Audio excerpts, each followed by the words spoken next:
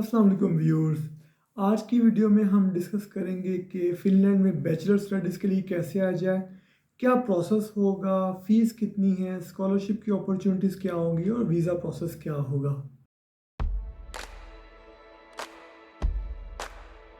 Previously mostly जो students थे पाकिस्तान या इंडिया से वो मास्टर या पीएचडी के लिए नॉर्डिक कंट्रीज़ में या इंग्लिश कंट्रीज़ में जाते थे ताकि वहाँ पे वो हायर स्टडीज़ कंप्लीट करें और डिफरेंट कंट्रीज़ में सेटलमेंट हासिल करें या नेशनलिटी हासिल करें या पाकिस्तान जाके अच्छी कंपनीज़ में या मल्टीनेशनल कंपनीज़ में जाकर जॉब करें।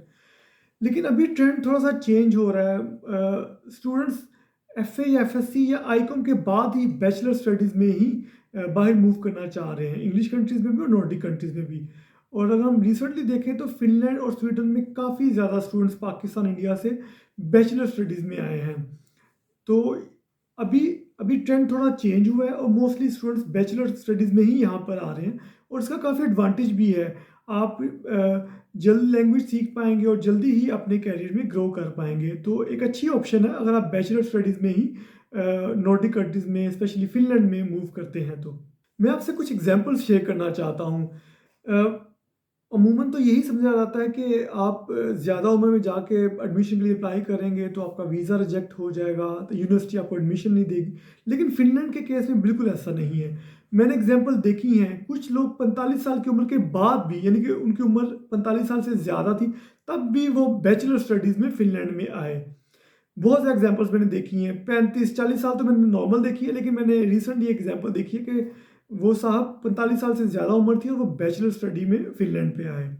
स्टूडेंट्स अप्लाई करते हैं मास्टर में भी बैचलर में भी और फिर वो क्योंकि स्कॉलरशिप डिपेंड करता है, स्कॉलरशिप पे डिपेंड करता है क्योंकि फ़िनलैंड में आपको फ़ी पे करनी पड़ती है और फिर डिपेंड करता है आपको किस में एडमिशन मिला है, जहाँ पे आपको कम से कम फ़ी पे करनी पड़ेगी, चाहे वो मास्टर हो चाहे बैचलर हो। सबसे इम्पोर्टेंट है कि आप पाकिस्तान इंडिया से डेवलप कंट्री में मूव करना चाहते हैं तो चाहे आपको मास्टर में एडमिशन मिले या चाहे बैचलर में आपको कम फ़ी पे करना पड़ी, आपको अपने मुल्क से मूव करने के लिए किसी भी ऑप्शन में आपको जाना चाहिए ताकि आप एक दफ़ा डेवलप कंट्री में चले जाएंगे और फिर मेहनत करेंगे तो इंशाल्लाह आपके लिए चीज़ें बेहतर होंगी और आस्ता आस्ता with the passage of time आप अपनी जगह बना लेते हैं, चाहे उम्र किसी भी उम्र के हिस्से में हो। तो मैंने एग्जांपल्स देखी हैं कि लोग यहाँ पर आए हैं, उन्होंने बैचलर स्टडी कंप्लीट की और उसके बाद उन्होंने जॉब कॉन्ट्रैक्ट हासिल किया और अब वो प्रोफेशनल जॉब कर रहे हैं जो कि उनकी उनकी फील्ड से रेलिवेंट भी है और वो यहाँ पे क्वालिटी ऑफ लाइफ एंजॉय कर रहे हैं, उनके बच्चे फ्री एजुकेशन हासिल कर रहे हैं। तो वो उम्र के किसी भी हिस्से में अपने बच्चों के मुस्तकबिल के लिए स्पेशली फिनलैंड में मूव कर सकते हैं। जी, अब इम्पोर्टेंट रिक्वायरमेंट्स की बात करते हैं और देखते हैं कि आपने अप्लाई कैसे करना है, किस तरह आप अप्लाई करेंगे। 2 ही इम्पोर्टेंट डॉक्यूमेंट्स हैं बैचलर के लिए। आपके पास अपनी इंटरमीडिएट की डिग्री यानी कि मैट्रिक और इंटरमीडिएट आपका क्लियर होना चाहिए, उसकी डिग्रीज़ आपके पास होनी चाहिए। फिर सेकंड रिक्वायरमेंट आपके पास पासपोर्ट होना चाहिए। जस्ट 2 रिक्वायरमेंट्स हैं। अगर आपने आइल्टिस किया हुआ है तो उसका एडवांटेज ही होगा, लेकिन मेन ये इन 2 रिक्वायरमेंट पे भी आप एडमिशन प्रोसेस स्टार्ट कर सकते हैं और यहाँ पे आप फिनलैंड आ सकते हैं। लेकिन जिन्होंने अभी फ्रेश इंटरमीडिएट किया और वो डिग्री का वेट कर रहे हैं तो वो बोर्ड ऑफिस में फ़ी पे करके जल्दी भी डिग्री निकलवा सकते हैं ताकि उनका प्रोसेस स्टार्ट हो जाए। इस वीडियो में हम जिन लोगों ने एफए, एफएससी या आईकॉम किया है और वो बिजनेस रिलेटेड फील्ड में एडमिशन के लिए फिनलैंड आना चाह रहे हैं, एक्सेप्ट नर्सिंग और टेक्निकल या आईटी या इंजीनियरिंग के अलावा जो हैं सोशल साइंसेज कह लें या बिजनेस या इंटरनेशनल मार्केटिंग या बिजनेस के सब्जेक्ट्स कह लें, उनके रेलिवेंट ये वीडियो बनाई गई है और उनके रेलिवेंट ही हम यूनिवर्सिटीज़ और उनकी फ़ीस के बारे में डिस्कस करेंगे। एडमिशन अप्लाई करने के लिए आप studyinfo.fi वेबसाइट पर जाएंगे और वहाँ जाकर आप मैक्सिमम 6 प्रोग्राम्स सेलेक्ट करेंगे अपने लिए और फिर आप एक एप्लीकेशन फॉर्म फिल करेंगे जिसके थ्रू आप 6 यूनिवर्सिटीज़ में अप्लाई करेंगे। स्टडी पोर्टल तकरीबन 2 वीक्स के लिए जनवरी के स्टार्ट पर ओपन हो जाता है। इस साल एप्लीकेशन पोर्टल 4 जनवरी से 18 जनवरी के दरमियान ओपन रहेगा। इसी पीरियड के दरमियान आपने अप्लाई करना है और तमाम डिटेल्स अपनी एप्लीकेशन पोर्टल में जाके फिल करनी है। फॉर एग्जांपल अपना नाम, आपने कब कब आपने क्वालिफिकेशन हासिल की, कब कब डिग्री कंप्लीट की, स्पेशली आपकी पासपोर्ट की डिटेल और सबसे इंपॉर्टेंट आपकी ईमेल एड्रेस ठीक होना चाहिए क्योंकि उसी के थ्रू आपसे कॉरेस्पॉन्डेंस करेंगे। तो आपने तमाम डिटेल्स करेक्टली फिल करनी है बिल्कुल किसी गलती के बगैर ताकि आपका प्रोसेस में कोई आगे कॉम्प्लिकेशंस ना आए।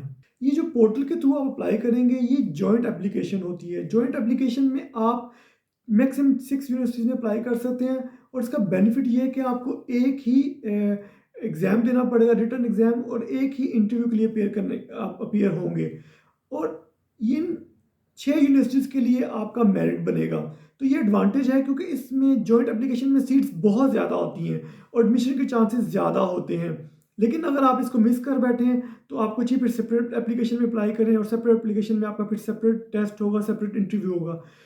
मोस्टली जो स्टूडेंट्स हैं वो जॉइंट एप्लीकेशन में अप्लाई करते हैं क्योंकि नंबर ऑफ सीट्स ज़्यादा होती हैं और आपको एक ही टेस्ट देना पड़ता है, बार बार आपको टेस्ट या बार बार इंटरव्यू नहीं देना पड़ता। तो उसमें चांसेस बढ़ जाते हैं कि 6 यूनिवर्सिटीज़ में आपका कहीं ना कहीं मेरिट में आप आ सकते हैं। तो कोशिश करें कि जॉइंट एप्लीकेशन में अप्लाई करें। अगर आप इसको मिस करेंगे तो फिर आपको सेपरेट अप्लाई करना पड़ेगा, लेकिन आप दोनों को पैरेलल भी लेके चल सकते हैं। फिर सबसे इम्पॉर्टेंट, एप्लीकेशन पोर्टल पे अप्लाई करने की कोई फ़ी नहीं है, इसलिए आपको अप्लाई करना चाहिए। अगर आपने डिफरेंट कंट्रीज़ में इंटरेस्टेड है, फॉर एग्जांपल इंग्लैंड, ऑस्ट्रेलिया और फिनलैंड में, फिर भी आपको एज ए बैकअप फिनलैंड में अप्लाई कर देना चाहिए कि अगर आपका दूसरे कंट्री से रिजेक्ट हो गया तो आपके पास एक बैकअप हो, क्योंकि कोई फ़ी नहीं है। तो जस्ट आपको एप्लीकेशन फॉर्म फिल करना है और आप 6 यूनिवर्सिटीज़ में अप्लाई कर सकते हैं। तो अच्छी ऑप्शन है, आपको अप्लाई करना चाहिए। मैंने कुछ यूनिवर्सिटीज़ की लिस्ट निकाली है जिनमें फ़ी कम है, तो मैं आपसे वो भी शेयर करूँगा, लेकिन आप खुद भी जाकर studyinfo.fy पे जाकर डिफरेंट यूनिवर्सिटीज़ में जाकर डिफरेंट प्रोग्राम को देख सकते हैं, और आपको जो 6 प्रोग्राम पसंद हैं, क्योंकि इट डिपेंड्स, क्योंकि कुछ लोग के रिलेटिव कुछ सिटीज़ में रहते हैं और वो सिटीज़ को प्रेफर करते हैं, फिर कुछ लोग बड़े सिटीज़ में जाना पसंद करते हैं सोशल नेटवर्किंग की वजह से। तो इट डिपेंड्स, लेकिन मैं वैसे लोएस्ट फ़ी के लिहाज से शेयर करूँगा लिस्ट, ताकि उसको भी आप देख सकें और फिर आप खुद भी जाके देख सकते हैं। और बहुत सिंपल प्रोसेस है, आप खुद अप्लाई कर सकते हैं। लेकिन कुछ स्टूडेंट्स हैं जैसे वो अप्रोच करते हैं कि सर आप मेरा फॉर्म फिल कर दें। वो शायद थोड़े से रिलक्टेंट होते हैं कि कोई गलती ना कर बैठे, लेकिन कोई इतना मसला नहीं है। आप किसी कंसल्टेंट के पास इस फॉर्म को फिल कराने के लिए ना जाएं, प्लीज़ खुद करें। गूगल पे अगर कोई नया वर्ड आता है या आपकी वोकैबुलरी कम है तो आप गूगल पे जाके उसकी ट्रांसलेशन यूज़ करके आप फॉर्म फिल खुद कर सकते हैं। अब हमसे पूछें, फेसबुक पे बहुत पाकिस्तानी हेल्प कर रहे हैं। फॉर्म कोशिश करें खुद फिल करें, ना मुझे कहें ना किसी कंसल्टेंट को कहें, अपना फॉर्म खुद फिल करें। वो सबसे ज़्यादा सिक्योर होगा क्योंकि आप अपनी इन्फॉर्मेशन सबसे बेहतर और सबसे करेक्ट ही फिल करेंगे। मुझसे भी गलती होती है, कंसल्टेंट भी गलती कर सकते हैं, इसलिए बेहतर है कि आप खुद ही अपना फॉर्म फिल करें और किसी पे रिलाई ना करें। आप इधर से ही स्टार्ट करें कि आप अपने आप को इंडिपेंडेंट करें, क्योंकि अगले नेक्स्ट कंट्री में भी जाके आपको इंडिपेंडेंट ही चीज़ें करनी पड़ेंगी। तो अभी हम लिस्ट देखते हैं जिसके थ्रू कुछ यूनिवर्सिटीज़ हैं जिनकी फ़ीस कम है। मैं फ़ी और स्कॉलरशिप दोनों आपसे शेयर करूँगा। जैसे कि आप देख सकते हैं स्क्रीन पर कि कजानी यूनिवर्सिटी की 6000 फ़ी है फॉर 1 ईयर, यानी कि 2 सेमेस्टर की 6000 यूरो फ़ीस है। तो अर्ली बर्ड के बाद आपको, स्कॉलरशिप के बाद आपको 3000 यूरो पे करनी पड़ेगी। फिर नेक्स्ट देखें तो सेंट्रल यूनिवर्सिटी है, आपको 3500 पे करना पड़ेगा फॉर 1 ईयर।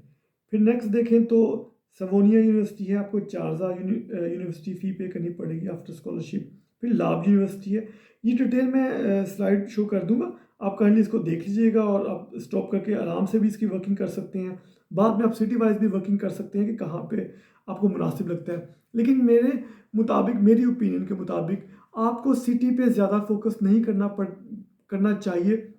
किसी भी आप सिटी में जाएं, इंशाल्लाह आप वहाँ पे कोई ना कोई जॉब निकाल पाएंगे। अगर वहाँ छोटा सिटी है तो फिर आप ट्रेन के थ्रू 2 या 3 घंटे की ट्रैवलिंग करके भी जॉब कहीं ना कहीं हासिल कर लेंगे। बहुत ज़्यादा स्टूडेंट्स मैनेज कर लेते हैं। फर्स्ट स्टेप लें, यहाँ पर आ जाएं, यहाँ पर आके फिर चीज़ें एक्सप्लोर करेंगे और कोई ना कोई वे आउट निकल आते हैं जॉब्स के भी और सर्वाइवल के भी, कि सेकेंड ईयर की फ़ी कैसे निकालनी है, कैसे जॉब हासिल करनी है या कैसे आगे कैरियर में ग्रो करना है। तो यहाँ पे पाकिस्तानी और इंडियंस काफ़ी हेल्प करते हैं हम एक दूसरे की। जी, आपने फॉर्म फिल करके तमाम रिक्वायर्ड अटैचमेंट साथ लगाकर आपने अप्लाई कर दिया 6 यूनिवर्सिटीज़ के लिए। उसके बाद फरवरी में आपका रिटन टेस्ट होगा और मार्च में आपका ग्रुप डिस्कशन या जिसको हम इंटरव्यू कहते हैं वो होगा। इस इस साल जो डेट अनाउंस हुई है वो 8 फरवरी है। 8 फरवरी को आपका रिटन एग्ज़ाम होगा। तकरीबन 6 से 17 मार्च के दरमियान आपको इंटरव्यू की कॉल आएगी। आपकी ईमेल पे सब कुछ आपको कन्वे किया जाएगा। प्रॉपर्ली कम्युनिकेट करते हैं चीज़ें, आपको कोई परेशानी नहीं होगी। अब रिटन टेस्ट की बात करते हैं। रिटन टेस्ट का pattern year two year change होता रहता है। इस साल का अगर पैटर्न देखें हम UASinfo.fi की वेबसाइट पर, तो आप देख पाएंगे, मैं स्लाइड पे भी शो कर रहा हूँ कि बिजनेस की फील्ड में 3 इसके पार्ट्स होंगे आपके टेस्ट के: reasoning skills, English language skills और मैथमेटिकल स्किल्स। हर पार्ट के 20 पॉइंट्स हैं, तो टोटल 60 पॉइंट्स का आपका टेस्ट होगा अगर आप बिजनेस स्टडीज़ के लिए बैचलर में अप्लाई कर रहे हैं।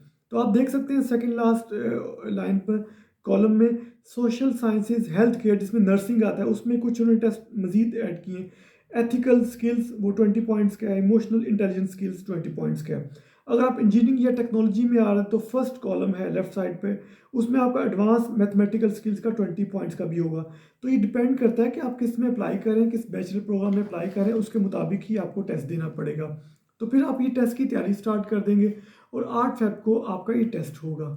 जी, अब ब्रीफली ग्रुप डिस्कशन या इंटरव्यू की बात करते हैं। ग्रुप डिस्कशन में आप 3 या 4 और कैंडिडेट्स के साथ मिलकर डिस्कशन करेंगे। आपको एक टॉपिक दे दिया जाएगा, लेकिन उस डिस्कशन से पहले वो आपकी आइडेंटिटी वेरीफाई करेंगे थ्रू पासपोर्ट, इसलिए पासपोर्ट आपके पास रखना चाहिए ताकि आप उनको वेरीफाई करा सकें। उसके बाद वो आपको एक टॉपिक देंगे। फॉर एग्जांपल वो कह सकते हैं कि टेक्नोलॉजी रिवॉल्व हो रही है, तो आप इस चैलेंजेस को कैसे फेस करेंगे या क्या स्किल्स है जो आप लर्न करेंगे और इसके थ्रू आप अपने आप को अपडेट करेंगे। तो डिफरेंट टॉपिक्स हो सकते हैं, वो डिफरेंट आप उसकी तैयारी कर सकते हैं। आपने उस टॉपिक के ऊपर डिस्कस करना है, 4 या 5 लोग जितने भी कैंडिडेट्स होंगे। तो आपकी इंग्लिश लैंग्वेज स्किल्स को वो चेक कर रहे होंगे, क्योंकि आइल्स के बगैर आपने अप्लाई किया है। 60 आपका रिटर्न एग्जाम का होता है, 40 इसका होता है। इसमें आपको पास होने के लिए कम से कम 8 पॉइंट चाहिए होते हैं, 8 स्कोर चाहिए होता है। अगर आपका 8 से कम आएगा तो आप डिस्क्वालीफाई हो जाएंगे। तो आप मैक्सिमम पार्टिसिपेट करें, अपने एक दूसरे को अच्छा इंटरेक्ट करें, अपनी लिसनिंग स्किल्स भी दिखाएं कि आप लिसन कर रहे हैं, जो डिस्कशन हो रही है उससे रेलिवेंट ही बात कर रहे हैं। और फिर अपनी स्पीकिंग स्किल्स शो करें कि आप बात कर सकते हैं, क्योंकि वो आपकी इंग्लिश लैंग्वेज स्किल्स देखेंगे, क्योंकि इन द फ्यूचर आपने जो लेक्चर लेने हैं वो इंग्लिश में है। कि आप उनके लेक्चर को आप समझ पाएंगे जो यूनिवर्सिटी में पढ़ाया जाएगा। तो अब नॉर्मल रह के, कूल रहकर, स्माइल रहकर आप पार्टिसिपेट करें और उसी से वो आपकी स्किल्स को सर्टेन कर लेते हैं कि आप इंग्लिश बोल पाएंगे, समझ पाएंगे। इसमें ये भी होता है कि अगर आपका 6.5 है आइल्स बैंड और आपने ऑलरेडी कम्युनिकेट किया हुआ है कि आपने आइल्स किया हुआ है और आपने बताया हुआ है, तो वो आपको एग्जाम भी कर सकते हैं। इसलिए मेक श्योर करेंगे अगर आपके पास आइल्स है और 6.5 बैंड है या जो भी यूनिवर्सिटी की रिक्वायरमेंट है वो आपने मीट की हुई है, तो आपको उनको कम्युनिकेट करना चाहिए ताकि वो एग्जाम कर दें। अगर आप नहीं बता पाएंगे तो उनको नहीं पता चलेगा और वो आपको डिस्कशन के लिए इनवाइट कर सकते हैं। तो ये आपकी ज़िम्मेदारी है कि आप उनको इंटीमेट करें कि मैं एग्जाम्प्ट हूँ और आप उनको प्रॉपर कम्युनिकेट करेंगे। जी, आप इसके बाद टेस्ट और इंटरव्यू के बाद फिर आप वेट करेंगे।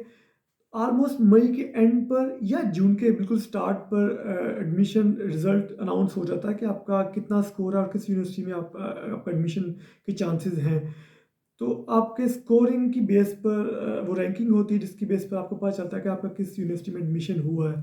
फॉर एग्जांपल आपके 70 स्कोर आए हैं और कुछ यूनिवर्सिटीज़ 80 रिक्वायर कर रही हैं, कुछ 70 कर रही हैं। तो जो यूनिवर्सिटी 70 रिक्वायर कर रही होगी आपको उसकी तरफ से ऑफर लेटर आ जाएगा कि आपका इसमें एडमिशन हो गया है। usinfo.fi की वेबसाइट पे इस साल ये मेंशन किया गया कि 2 जनवरी को वो रिज़ल्ट अनाउंस कर देंगे। जैसे ही एडमिशन अनाउंस होता है और आपको इंटीमेट हो जाता है कि इस यूनिवर्सिटी में आपका एडमिशन हो गया है और अगर आप उस यूनिवर्सिटी में अपनी जो सीट है उसको एक्सेप्ट करना चाहते हैं, तो आपको चाहिए कि अर्ली बर्ड स्कॉलरशिप को अपॉर्चुनिटी को हासिल करने के लिए आप जो भी उन्होंने पीरियड दिया हुआ है, अगर 14 डेज़ का टाइम दिया हुआ है कि 14 डेज़ के अंदर आप फ़ी पे करेंगे तो आपको अर्ली बर्ड स्कॉलरशिप मिलेगा, तो आपको उस पीरियड के अंदर फ़ी पे करनी चाहिए। जितने भी उन्होंने अर्ली बर्ड स्कॉलरशिप के डेज़ दिए हुए हैं उसके अंदर फ़ी पे करनी चाहिए ताकि अपना आप एडमिशन जो सिक्योर कर सकें और आपकी सीट सिक्योर हो जाए।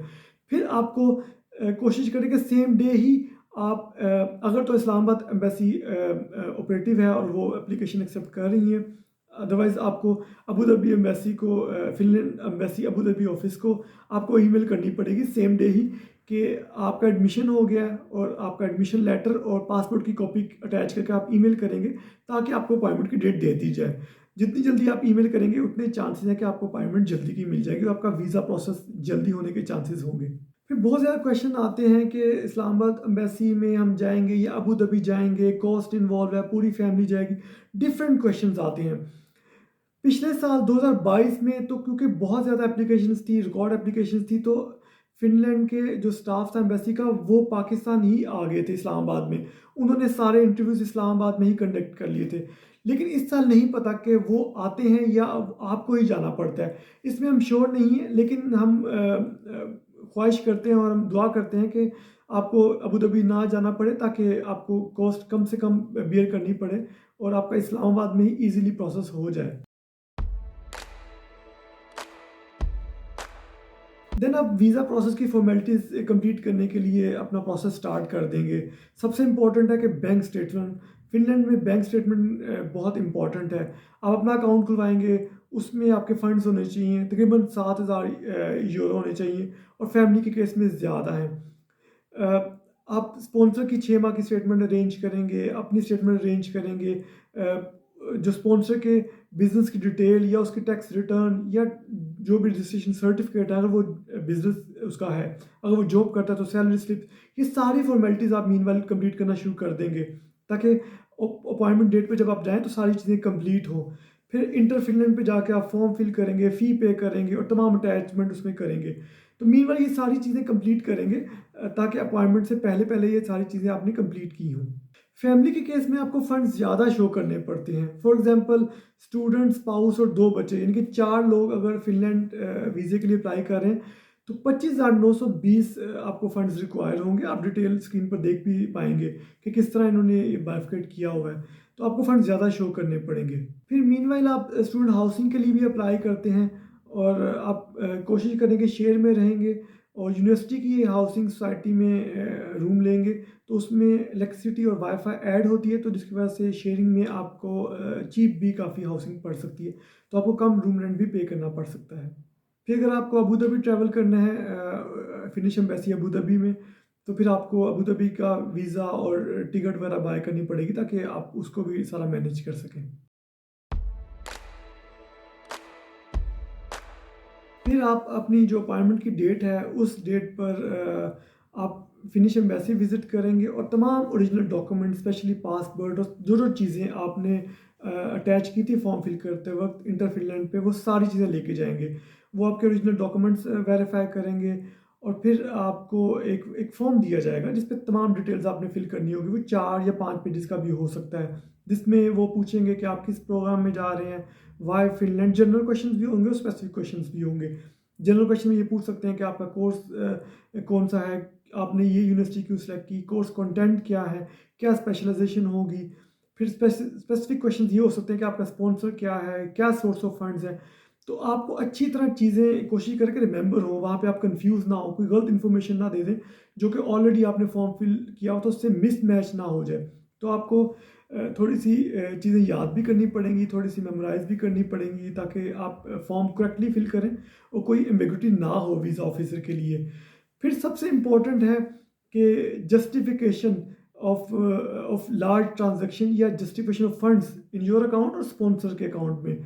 कोशिश करें कि कम से कम ट्रांज़ैक्शन हो, बस 1-2 ट्रांज़ैक्शन ही हो मेन, जिसके थ्रू फंड्स आपके अकाउंट में आएँ और वो आप जस्टिफ़ाई कर दें कि ये प्रॉपर्टी सेल की थी या यहाँ से फंड्स ओरिजिनेट हुए हैं, या मनी ट्रेल उसकी ईज़िली आप अरेंज कर पाएँ।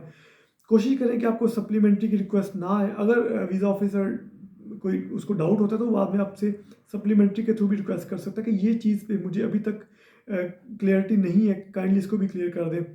तो आपका वीज़ा में टाइम भी लग सकता है। तो कोशिश करें कि चीज़ें सिंपल रखें और सारे डॉक्यूमेंट अटैच करें, उनको वेरीफ़ाई करें during your visit in the embassy. तो अगर वो वेरीफ़ाई कर लेंगे और सैटिस्फाइड हो जाएँगे और आपकी जस्टिफ़िकेशन प्रॉपर होगी, तो आपको वीज़ा जल्दी भी मिल सकता है। ऑलमोस्ट 2 से 3 मंथ्स लगते हैं इस प्रोसेस में, वीज़ा प्रोसेस में। जब आपने सब कुछ डॉक्यूमेंट जमा करा दिए और सब कुछ आपने अपने एंड से कर दिया। कुछ का 2 मंथ में हो जाता है, कुछ का 2.5 मंथ में, कुछ का 3 मंथ में, इट डिपेंड्स। अगर केस सिंपल होगा तो वो जल्दी भी कर सकते हैं। तो आपको ऑलमोस्ट अगस्त में आपको पता चल जाता है कि आपका वीज़ा लग गया है और आप अगस्त में आप ऑलमोस्ट फ्लाई करेंगे और आप देख सकते हैं उस टाइम टाइम के टिकट्स क्या हैं और फिर उस लिहाज से आप मैनेज कर सकते हैं। कोशिश करें कि 1 वीक पहले जाएँ यूनिवर्सिटी में, ताकि आप चीज़ों को थोड़ा सोशल भी देख लें, अपने पाकिस्तानी फ्रेंड से मिल लें।